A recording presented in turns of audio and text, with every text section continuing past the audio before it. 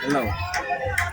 So today's video will be looking at crop protection mastery, week one fundamentals. Okay, that's the basic ones. As we go deep into explaining what is crop protection, definition and scope.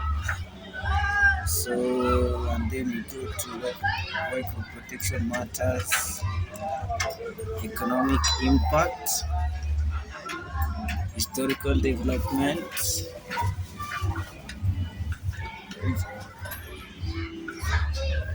key concepts of requirement, and module 2 best classification. But as for today, we'll look module 1, introduction to crop protection, which covers definition and scope. Scope is nothing more but important. Let's say that's scope. Okay. Definition: crop protection is the science and practice of managing pests, diseases, and weeds that damage agricultural crops. So, as you have heard, it's the science of practice managing pests, diseases, and weeds that damage agricultural crops. So, which means that without it, we could have massive losses occurring to let's say, to the food web. And also, we can say that it encompasses all strategies, biological, chemical, and physical agriculture used to prevent yield losses and maintain food quality. So it means that if we focus on protection matters, we maintain the food quality and have high, and we can have high nutritious food. Okay. We go to why crop protection matters. It matters. Without protection, global crop losses would exceed 50%. That means hunger. Let's say like let's say 70% of world population will be in greater farming. If you look on the other hand, that current losses despite protection efforts are despite 20 to 40% annually. So with our protection efforts that we as let's say online creators are trying to raise the matters to awareness. So our efforts account only for 20 and 40% annually, equivalent to feeding 2 to 3 billion fewer people. So that's an estimate. It's not an overall population, just an estimate. So if our efforts are seen, and are held into, let's say we have good governance, let's say the ministry is well supported, I think we're gonna feed almost, let's say, 3 to 6 billion if our government and other officials were not corrupt, as they say. But let's say corruption is the thing that kills our economy, but we'll fight it until the end. We'll not give up on corruption. We go to economic impact. How crop protection impacts our daily lives. Let's say farming practices. So global annual losses by pest type, pest category, percentage, yield, loss, dollar value. Let's say USD. Insects 15%.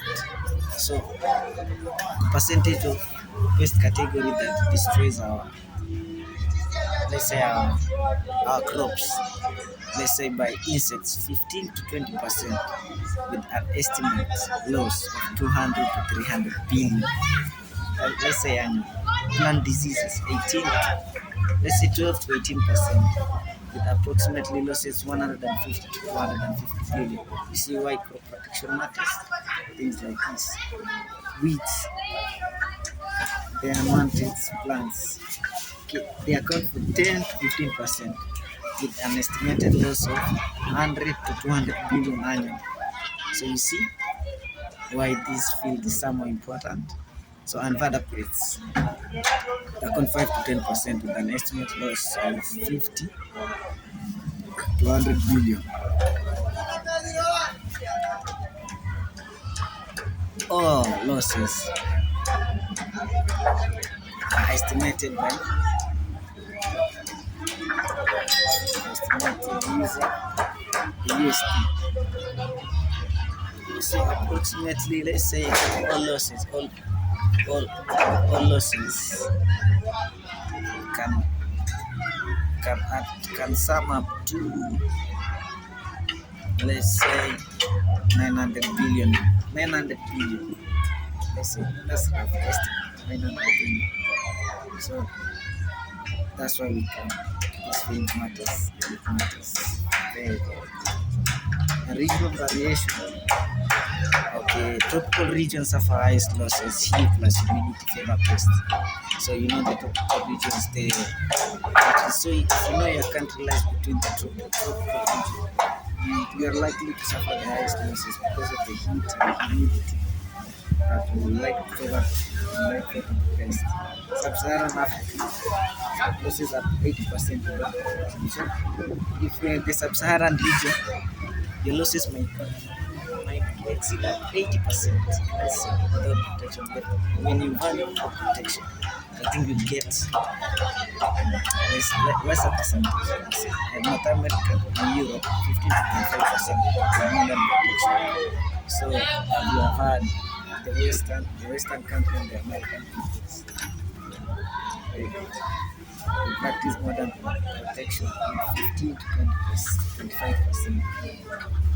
See, that's losses are minimized with modern protection, but without it, they are done. So historical development, let's say in the pre-era, 1990s, ancient Romans used sulfur fumigation for disease. Sulfur, 1660s, tobacco to extract for aphids. So aphids, let's say, were most controlled using tobacco, and sulfur was used by the ancient Romans to fumigate diseases. 1880s, copper sulfate for downy mildew.